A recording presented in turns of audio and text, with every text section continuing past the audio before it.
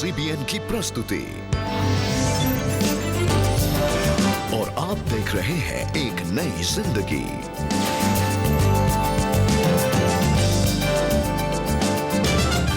Good morning friends and welcome to एक नई जिंदगी। नमस्कार दोस्तों, एक नई जिंदगी में आपका स्वागत है। हम बहुत खुश हैं इस सुबह आप हमारे साथ जुड़े हैं। जी, और दोस्तों आज एक नई जिंदगी प्रोग्राम में हम जानेंगे कि जब हम रिस्पॉन्सिबल एंड गुड सिटीजन्स होते हैं, जब हम अच्छे और जिम्मेदार नागरिक होते हैं, तब हम उन तक भी पहुंचते हैं और उनकी भी मदद करते हैं जो शायद बेघर हैं या जिनके जीवन में कोई प्यार नहीं है। यस, अक्सर रिबेका हम ऐसा देखते हैं कि हमारे इस जहां में, समाज में कई सारे लोग हैं जो प्रिविलेज्ड है, जो फॉर्चुनेट है, जिन्हें शायद अच्छी परवरिश मिली है, जिन्हें 2 वक्त की रोटी मिलती है, जिन्हें अच्छे माँ बाप मिले हैं। लेकिन फिर हम जानते हैं समाज में ऐसे भी कई लोग हैं जो बदनसीब कहलाते हैं, जो कठिन परिस्थितियों में जिनकी परवरिश हुई है, जो शायद जिनके पेरेंट्स नहीं हैं या फिर अलग अलग चुनौतियों का सामना करना पड़ा है, बहुत दरिद्री हालात में वो बड़े हुए हैं और बहुत ट्रॉमा और चैलेंज से वो गुजरते हैं। परमेश्वर चाहता है दोस्तों कि एक अच्छा नागरिक होने के नाते हम परमेश्वर का प्रेम उन तक ले जाए, खासकर वो जो बेघर है, वो जिन्होंने प्यार नहीं पाया है। परमेश्वर चाहता है हम वो जरिया बने जो परमेश्वर का प्यार और परमेश्वर का अपनापन हम उन तक ले जाए।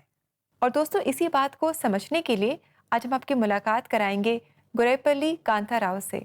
जानेंगे कि वो किस तरह एक रिस्पॉन्सिबल सिटीजन की तरह कंट्रीब्यूट कर रहे हैं और कैसे वो लोगों की मदद कर रहे हैं और उनके जीवन में प्यार लेकर आ रहे हैं।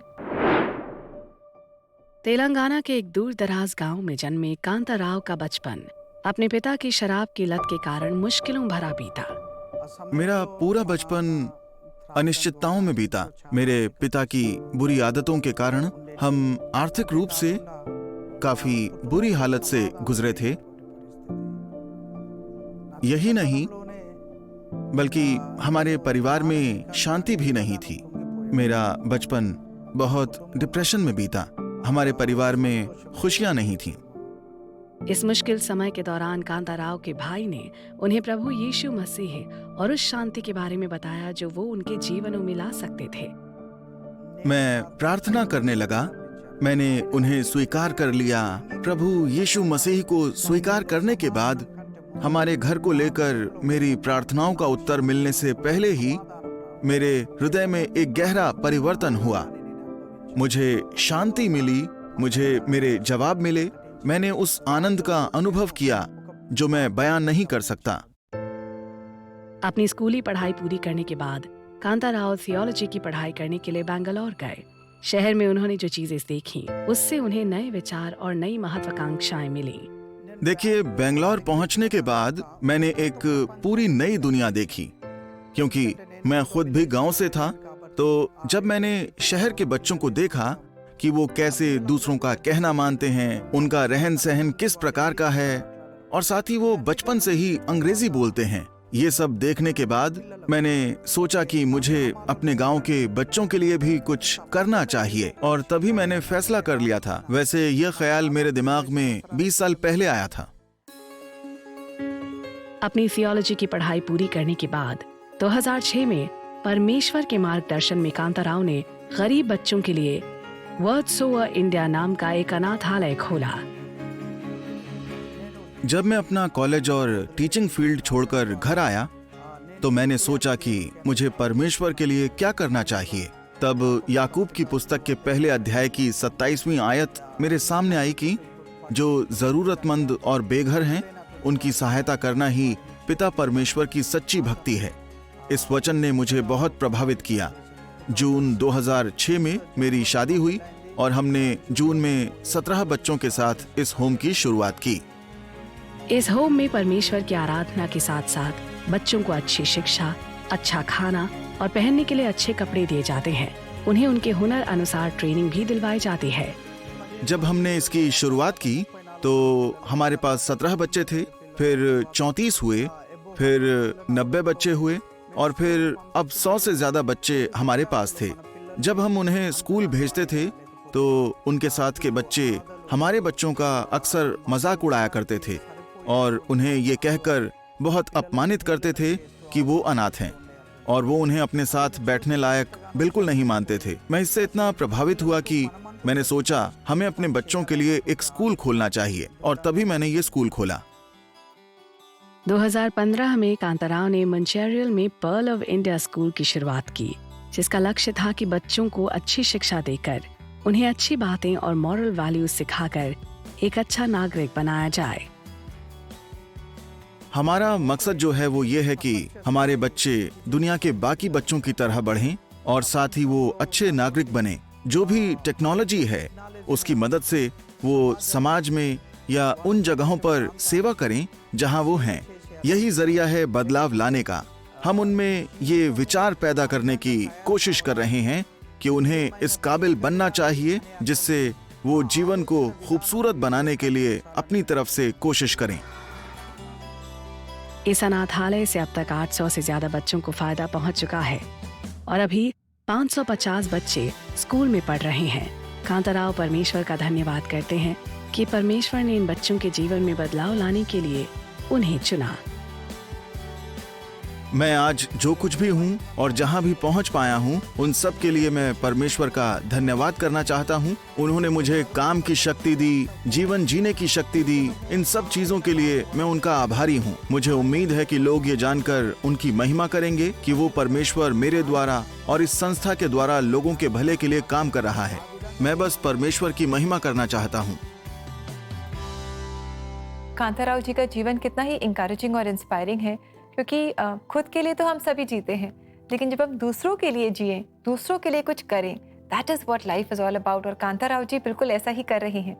बिल्कुल दोस्तों, परमेश्वर हमसे भी यही चाहता है कि हम भी दूसरों के लिए, खासकर उनके लिए जो बेघर है, जो होमलेस है, जो लवलेस है, उनके लिए प्रभु का प्रेम लेकर आए। उनके लिए जो हमसे बन पड़े वो सहारा बने। दोस्तों, हम जानते हैं जब किसी इंसान एक मृत्यु बेड पे होता है, डेथ बेड पे होता है, उसकी आखिरी सांसें वो गिन रहा होता है, उनकी बातें जो है वो बहुत ध्यान से हम सुनते हैं। वो हमारे लिए इम्पोर्टेंट है क्योंकि हम जानते हैं कि जो भी वो बोलेंगे, जो शब्द वो खर्च कर रहे हैं, वो कीमती है। बड़े ध्यान से हम सुनते हैं। दोस्तों, क्या आप जानते हैं कि प्रेरितों की किताब में पहला अध्याय हम देखते हैं कि यीशु के अंतिम बोल है, इससे पहले कि इस पृथ्वी से उनका पुनर्रोहण हो जाए, दोबारा वो स्वर्ग जाए। वो अपने चेलों को इकट्ठा करते हैं, शिष्यों को इकट्ठा करते हैं।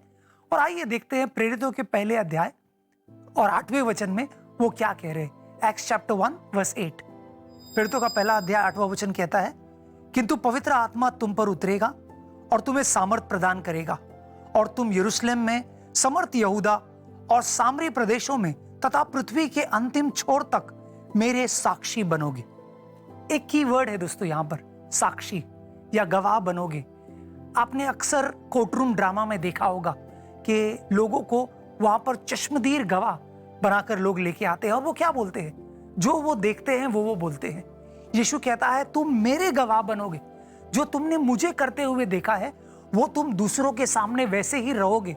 सिर्फ बोलेंगे नहीं, लेकिन वैसे बनोगे। You will be my witnesses. दोस्तों, हम अक्सर देखते हैं यीशु ने जो बेघर थे, जो ठुकराए गए थे, चाहे वो कोढ़ से पीड़ित लोग हैं या फिर उस जमाने में जो वैश्या थे, चुंगी लेने वाले थे, इनको अपनाया, इनको गले लगाया। उनके गिरे हुए हालात में, उनके ठुकराए हुए हालात में यीशु ने अपना हाथ बढ़ाया, उन्हें प्रेम किया, उन्हें अपनाया। आज यही हमें करना है।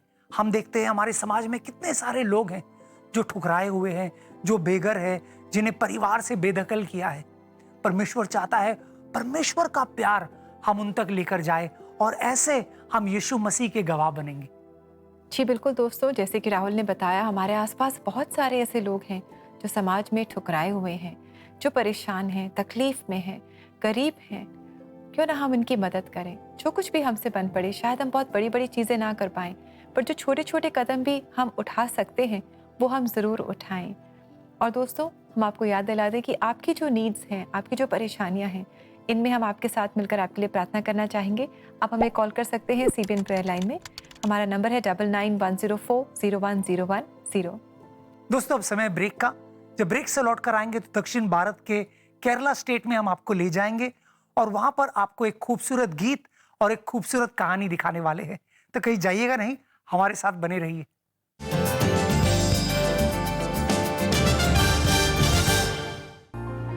अच्छा स्वास्थ्य स्वच्छ जल तक पहुंच और स्वच्छता पर निर्भर करता है। ये स्वास्थ्य और जीवन के लिए महत्वपूर्ण है, फिर भी इन दोनों चीजों तक अरबों लोगों की पहुंच नहीं है। कई महिलाओं, बच्चों और समुदायों के लिए सुरक्षित पानी और स्वच्छता तक पहुंच समस्याओं को अवसर में बदल सकती है। स्वच्छ पानी और स्वच्छता से जुड़े संकट के बारे में जागरूकता पैदा करने में सीबीएन फाउंडेशन की मदद करें।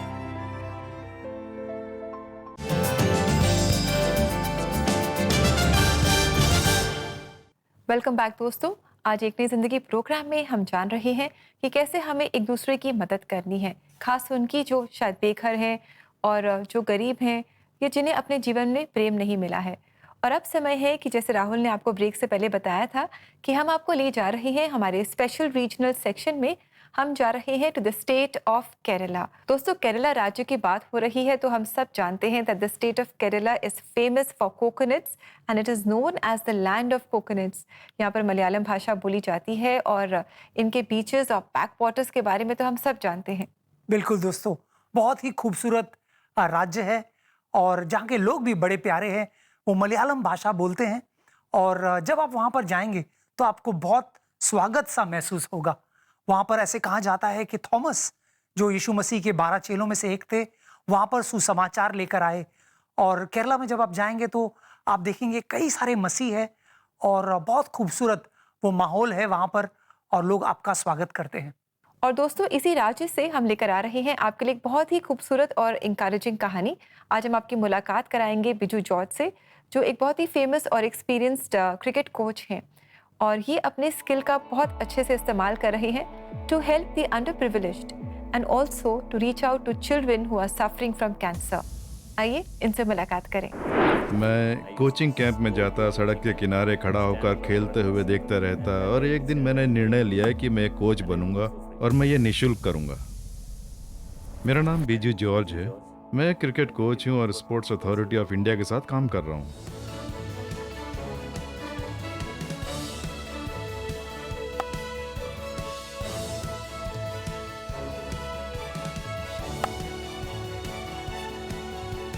ग्यारह या 12 वर्ष की आयु में जब मैं 7वीं या 8वीं कक्षा में था, मैंने जिला स्तर पर खेला, विश्वविद्यालय स्तर पर खेला और मैंने पाया कि उनमें से बहुत सारे कोच सर्वश्रेष्ठ खिलाड़ियों को ज्यादा महत्व देते हैं, पर एक ऐसा खिलाड़ी जो थोड़े से प्रोत्साहन या शायद थोड़े से आत्मविश्वास से सर्वश्रेष्ठ बन सकता था, वो नजरअंदाज कर दिया जाएगा। क्योंकि मुझे स्वयं में इस बात का आभास था कि मेरे पास भारत का प्रतिनिधित्व करने वाला खिलाड़ी बनने के लिए पर्याप्त प्रतिभा नहीं थी। एक सामान्य खिलाड़ी और एक खिलाड़ी जो अंतर्राष्ट्रीय स्तर पर अच्छा है, में कुछ ही अंश का अंतर होता है। आपको एक मेंटर और मार्गदर्शक की आवश्यकता है जो आपको उस बाधा को पार करवा सके। मैं वो मार्गदर्शक बनना चाहता था। अगर मैं उस बाधा को पार नहीं कर पाया तो मैं वो मार्गदर्शक बनना चाहता था जो उसको उस अंतर को कूद कर पार करने में मदद करे। उस समय मैंने एक कोच बनने का निर्णय लिया। 22 वर्ष की आयु में मैं कोची के नेशनल स्कूल ऑफ स्पोर्ट्स में 1 साल का डिप्लोमा करने के लिए गया। ये 10 से 11 महीने से अधिक समय होता है जहाँ हम केवल कोचिंग नहीं बल्कि कई अलग अलग चीजें जैसे खेल मनोविज्ञान, किन्सियोलॉजी, बायोमैकेनिक्स, स्पोर्ट्स मेडिसिन इत्यादि को सीखते हैं। जब मैंने डिप्लोमा पूरा किया, डिप्लोमा मेरे हाथ में था, मैंने जाना कि कोचिंग के बारे में कुछ भी नहीं जानता हूँ। मुझे पहला सप्ताह याद है, हमने नेट लगाया, नेट पर एक भी लड़का नहीं था। मैं कॉलोनी के हर घर में जाता था जहाँ लोग टेनिस खेल रहे होते थे और मैं उन्हें कहता था कि कृपया आइए, कोचिंग निःशुल्क है। मैं कई स्कूल्स में भी गया। मैं 20-30 स्कूलों में इस नोटिस के साथ गया था कि कोचिंग निःशुल्क है, कृपया आए, पर कोई भी नहीं आता था। पर मैं प्रार्थना करता था। मेरी पत्नी हमेशा कहती थी, सावधान रहें, आप जिस विषय को लेकर प्रार्थना करते हैं कभी कभी ज्यादातर ऐसा हो जाता है। मैं हमेशा प्रार्थना करता था, प्रभु कृपया पर्याप्त बच्चों को भेजें और मैदान भर दें। अगर आप शाम के समय आएंगे तो यहाँ पर संभालने के लिए बहुत ज्यादा भीड़ होती है। और अब कोचिंग के 23 वर्ष पूरे किए। 2004 में मुझे बीसीसीआई की ओर से लेवल सी का प्रमाण पत्र दिया गया, जो भारत में कोचिंग के लिए सबसे बड़ा प्रमाण पत्र है। तो हर दिन मैं प्रार्थना में खूब समय बिताता हूँ और मैं अपने हर एक प्रशिक्षार्थी के लिए प्रार्थना करता हूँ। मैं प्रार्थना करता हूँ कि वे अपने सामर्थ्य को समझें और प्रार्थना मदद करती है। यदि आप मेरे पेशे में मेरे नतीजों को देखें, 18-19 से अधिक खिलाड़ी राज्य स्तर, 5 खिलाड़ी आईपीएल की भिन्न भिन्न टीमों, 3 जूनियर इंडिया और 3 इंडिया ए के लिए खेले हैं। एक खिलाड़ी संजू सैमसन भारतीय टीम में भी खेला है। पर इससे भी बढ़कर जहां मैं कोचिंग देता हूं, उसके ठीक सामने एक रीजनल कैंसर सेंटर है और हम उसके बाल चिकित्सा विभाग में बहुत काम करते हैं।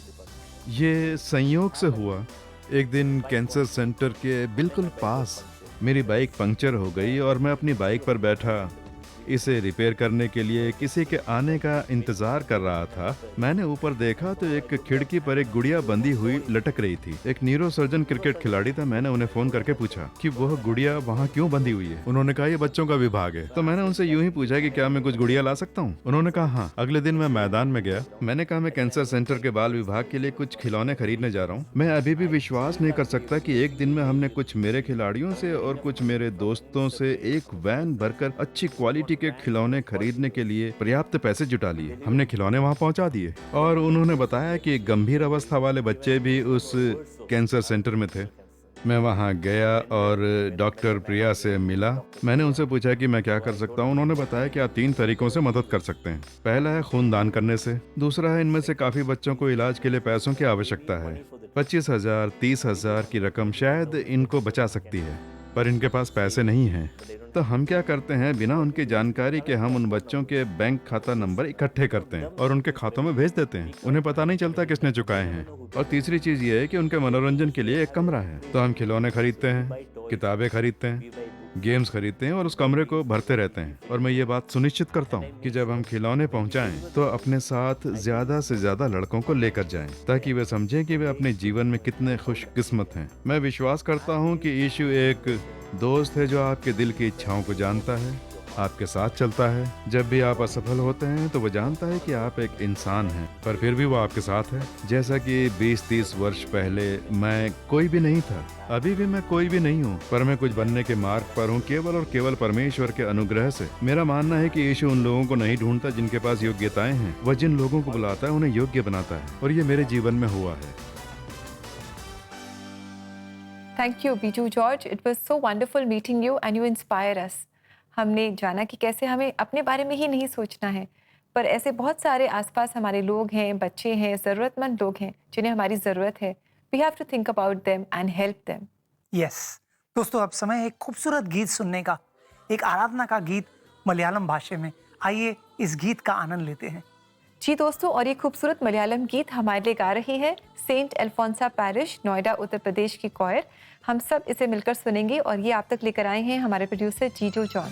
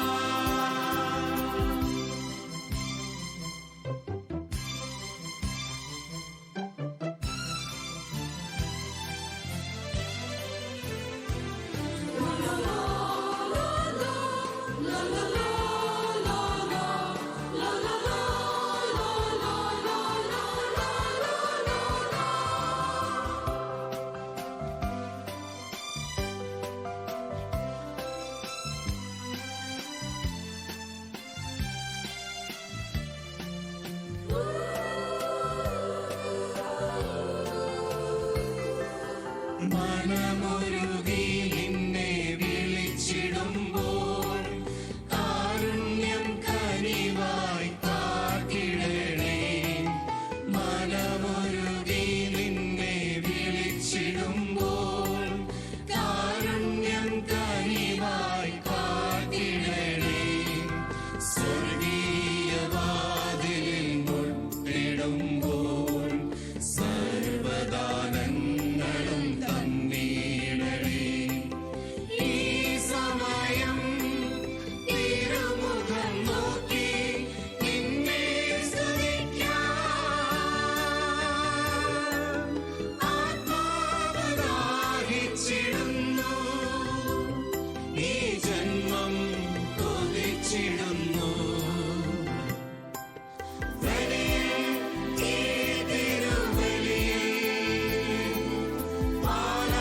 മാലാഖമാരോട് ചേർന്നു ഞങ്ങൾ സ്വർഗീയ വിരുന്നിൽ പങ്കുചേരാം. Hallelujah, hallelujah,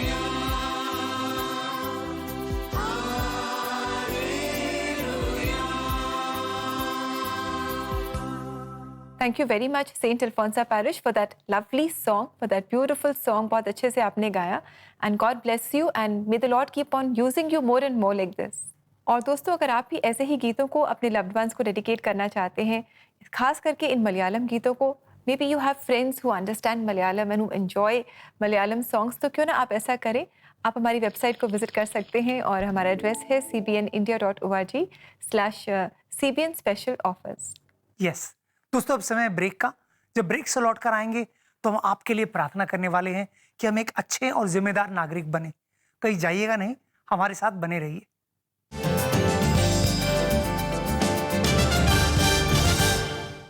Hey guys, we have some exciting news for you. Superbook Season 3 is here. लाजर आ गया। वो जो ऐसे चमत्कार कर सकता है वो वास्तव में मसीहा है। भविष्य में क्या होने वाला है उसने मुझे वो दिखाया। उसका पड़ोसी कौन होगा? Superbook! Every Saturday at 10 a.m. on the Superbook India YouTube channel, we are going to be releasing a new episode.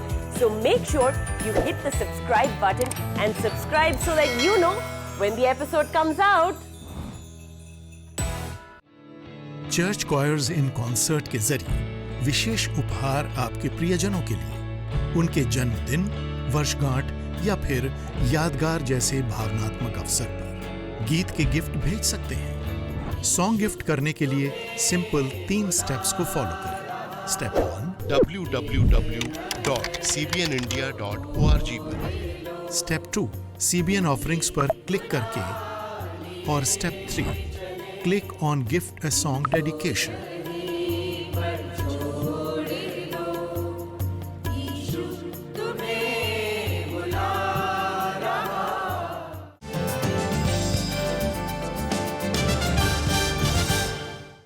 Welcome back दोस्तों. आज एक नई जिंदगी प्रोग्राम में हम बात कर रहे हैं कि हमें अपने जीवन से प्रेम बांटना है उन लोगों के साथ, खास जिन्हें शायद अपने जीवन में कभी प्रेम नहीं मिला, जो शायद बेघर हैं, बेसहारा हैं या किसी न किसी मुश्किल में हैं. दोस्तों, अब समय प्रार्थना का. आज हम उन लोगों के लिए प्रार्थना कर रहे हैं, खासकर जो शायद अपने आप को अकेला महसूस कर रहे हैं. अगर आप निराश हैं, आप ऐसे व्यक्ति हैं जिन्होंने प्यार अनुभव नहीं किया है, तो हम चाहेंगे कि परमेश्वर का प्रेम आज आप अनुभव करें और वही प्रेम को लेकर आप दूसरों तक जाएं, खासकर उन लोगों तक जो बेघर है, जिन्होंने प्रभु के प्रेम को नहीं जाना है. तो आइए दोस्तों, हम मिलकर प्रार्थना करते हैं. स्वर्गीय पिता, हम धन्यवाद देते हैं कि तूने हमसे पहले प्रेम किया. तेरा वचन कहता है प्रभु कि हम प्रेम के योग्य भी नहीं थे, लेकिन तूने अपने प्रेम को हम पर निछावर किया है, उंडेला है, भरपूरता से दिया है. प्रभु, हम उसके लिए आभारी है. आभार मन से प्रभु हम धन्यवाद देते हैं तेरे प्रेम के तोहफे के लिए जो यीशु मसीह है. हम उन प्रिय दर्शकों के लिए प्रार्थना करते हैं प्रभु, जो ठुकराए हुए महसूस कर रहे हैं, जो शायद जिनके साथ लोगों ने नफरत से बर्ताव किया है, वो तेरे प्रेम को जाने. प्रभु, उन जख्मों को तू अपने प्रेम से भर. प्रभु, हम सब के लिए प्रार्थना करते हैं कि हम तेरा प्रेम जिन्होंने जाना है, जिन्होंने चखा है, जिन्होंने पाया है। तेरे प्रेम को हम उन तक लेकर जाए जो बेघर है, जिन्होंने प्रेम नहीं जाना है। तू चाहता है प्रभु हम वो जरिया बने, हम वो कॉन्डुएट बने जो तेरे प्रेम को दूसरों तक पहुंचाए। हमें मदद कर प्रभु कि ऐसा हम कर सके। ये प्रार्थना हम यीशु मसीह के पावन नाम में करते हैं। आमीन, आमीन। आमीन। दोस्तों, परमेश्वर आपका इस्तेमाल करना चाहता है। शायद आज इंतजार कीजिए और अपनी आंखों को खुला रखिए। देखिए आपके आसपास क्या कोई ऐसा व्यक्ति है जो प्रेम के लिए तरस रहा है, परमेश्वर के प्रेम के लिए। आप वो जरिया है और परमेश्वर आपका इस्तेमाल करेगा। जी बिल्कुल दोस्तों, और परमेश्वर का वचन भी हमें ऐसा ही करने के लिए कहता है। आइए देखें आज के लिए परमेश्वर का जीवित वचन।